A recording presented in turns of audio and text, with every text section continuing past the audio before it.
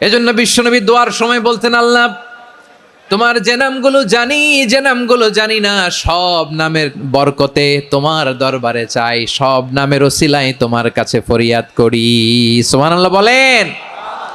আসুন আমরা শুরু করে দিই। আল্লাহ তাআলা বলছেন, হুয়াল্লাহুল্লাযী লা ইলাহা ইল্লা হুয়া আলিমুল গায়বি ওয়াশ শাহাদাতি হুয়ার রহমানুর রহিম।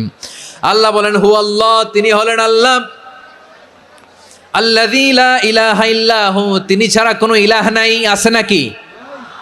বারোয়াখালীবাসী আওয়াজ করে বলেন তো দেখি, আমাদের ইলাহ কয়জন?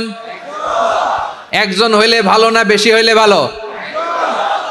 ওয়া ইলাহুকুম ইলাহু ওয়াহিদুন লা ইলাহা ইল্লা হুয়ার রহমানুর রহিম। আল্লাহ বলেন, তোমাদের ইলাহ হলো একজন, তিনি ছাড়া কোনো ইলাহ নেই, তিনি দয়াময়, তিনি মেহেরবান। ইলাহ যদি একজন না হয়ে দুইজন হতো, ঝামেলা আছে না নাই?